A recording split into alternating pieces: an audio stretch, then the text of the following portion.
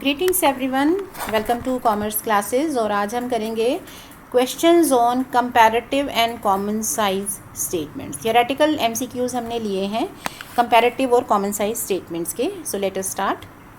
Which of the following is the objective of comparative statements. तो comparative statements का objective क्या है? To make the data simpler, to indicate the trend, to help in forecasting. तो ये सारी इसके objective हैं, क्योंकि जब आप कंपेयर कर रहे हो चीज़ों को, कंपैरेटिव स्टेटमेंट्स बना रहे हो, तो आप डाटा को सिंप्लीफाई करते हो, फिर आप ट्रेंड भी बताते हो कि हमारी सेल्स बढ़ रही हैं या नहीं बढ़ रही हैं, या हमारे एक्सपेंसेस का क्या ट्रेंड है, और उसके बेसिस पे हम फ्यूचर की फोरकास्टिंग भी करते हैं।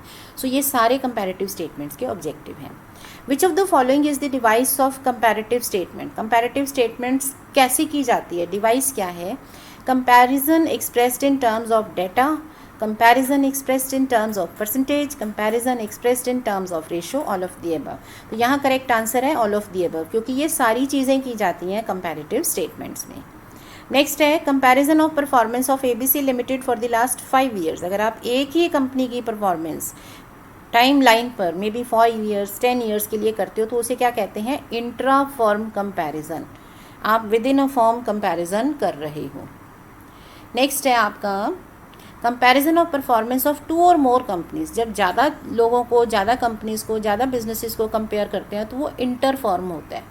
ठीक है, इसको ऐसे याद कर सकते हो, inter school competition. Inter school competition में क्या होता है? दूसरे स्कूल्स भी आते हैं।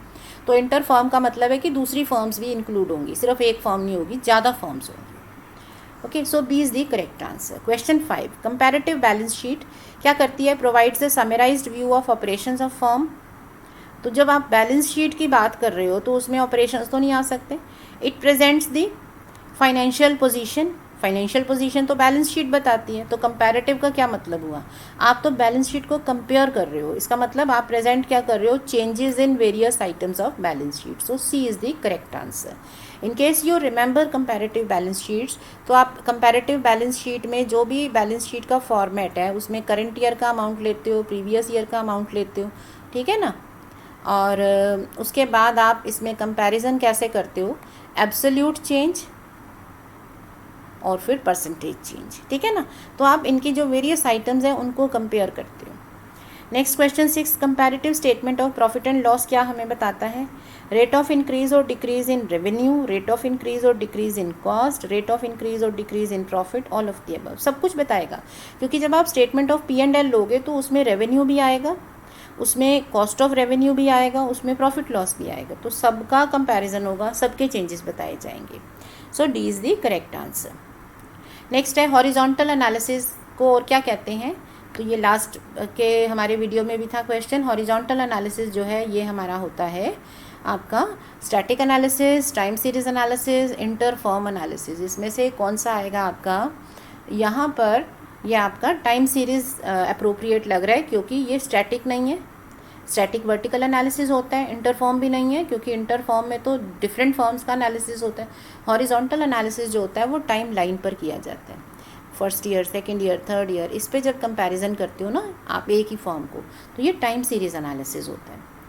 ओके, नेक्स्ट है comparative balance sheet, P&L, common size statements are a part of. जब आपने कंपैरेटिव बैलेंस शीट वगैरह बनाई, मतलब आपने एक ही फर्म के कंपैरिजन किया होगा, ठीक है ना।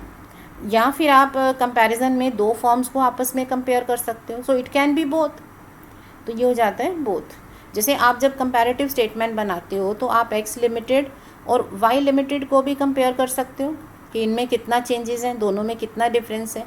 या फिर आप एक ही कंपनी का 2019, 2020 2 ईयर्स का आप कंपेयर कर सकते हो। सो आप एक ही कंपनी को भी कर सकते हो, 2 को भी कर सकते हो। तो this is both of these. Inter भी हो सकता है, इंट्रा भी हो सकता है। ओके, नाउ वर्टिकल एनालिसिस कौन सा होता है? वर्टिकल स्टैटिक नहीं होता डेफिनेटली। इंट्रा फॉर्म एनालिसिस है, नन ऑफ द अबव है, टाइम सीरीज एनालिसिस है। So just think it over. आपका वर्टिकल एनालिसिस कौन सा होगा? वर्टिकल, क्योंकि वर्टिकल का मतलब है एक ही पर्टिकुलर ईयर की सारी स्टेटमेंट्स। तो this is called static analysis, ठीक है। वर्टिकल एनालिसिस हमारा स्टैटिक होता है, हॉरिजॉन्टल हमारा डायनामिक होता है। नेक्स्ट है पेमेंट ऑफ इनकम टैक्स। तो ये हमारा होता है indirect expense. Interest on loan यहाँ पर होगा indirect expense. Revenue from operations less cost of revenue is called, तो जब आप रेवेन्यू में से cost of generating that revenue minus करते हो तो हमारे पास क्या आ जाता है, जो प्रॉफिट है वो हमारा होता है ग्रॉस प्रॉफिट। नेक्स्ट है which objective is not fulfilled by the comparative statements, तो कौन सा ऑब्जेक्टिव फुलफिल नहीं हो रहा comparative statements. To compare the items of profit and loss, ये तो होगा क्योंकि आप इसी की स्टेटमेंट बना रहे हो। To know the absolute change, ये भी पता चलेगा।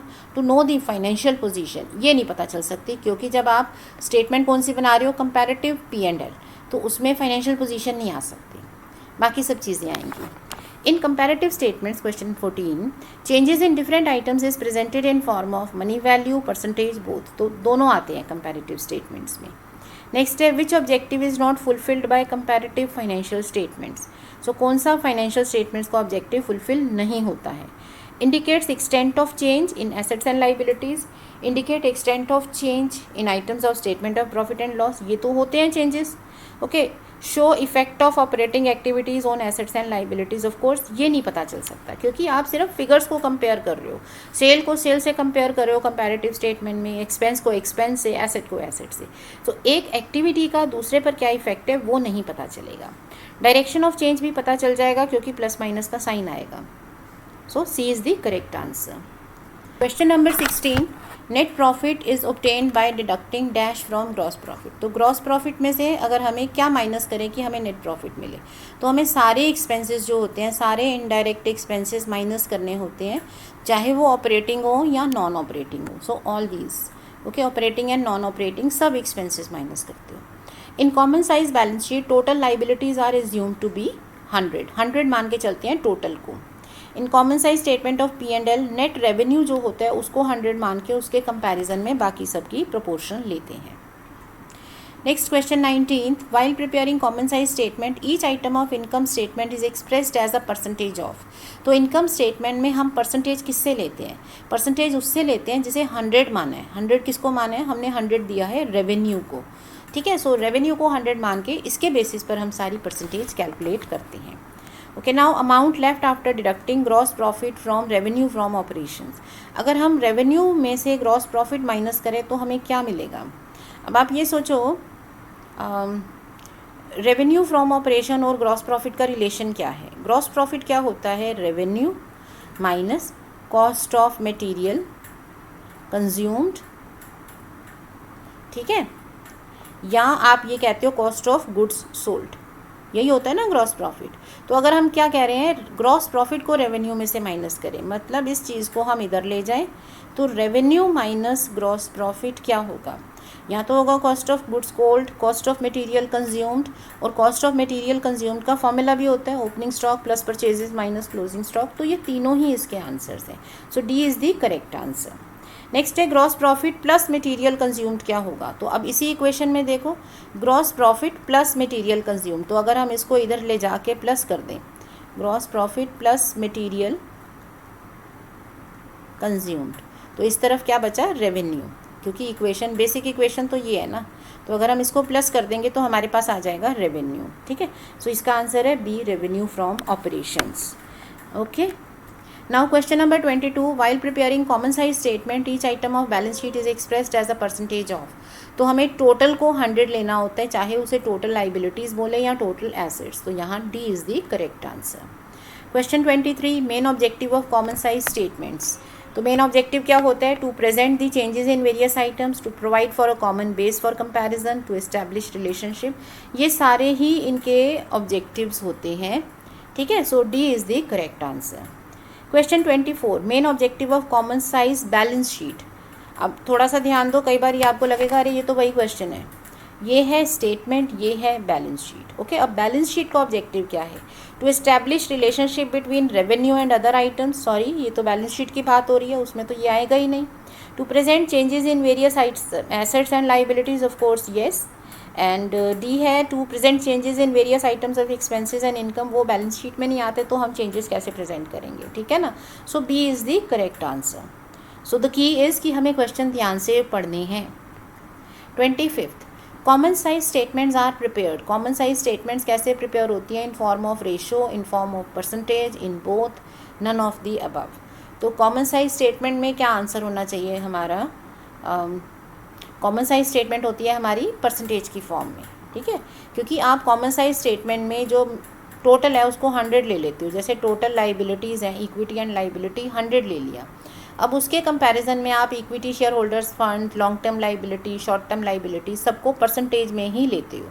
So common size statement percentage form में आती है, इसीलिए इसे 100% स्टेटमेंट भी बोला जाता है। Okay, which of the following is untrue, मतलब कौन सी चीज़ फॉल्स है?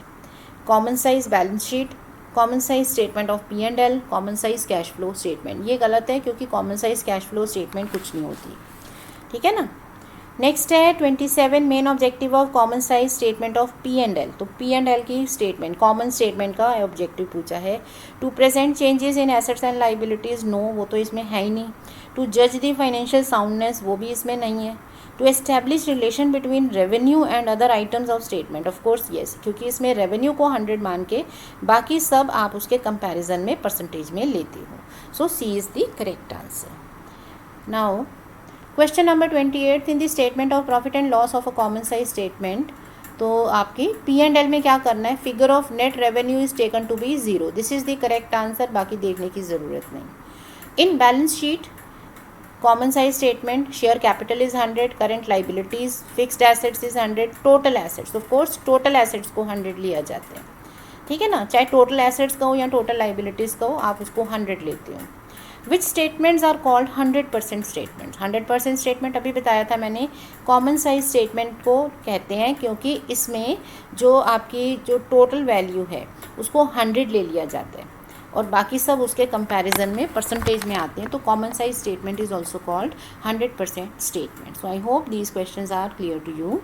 सो stay learning and practicing, stay smiling, thank you.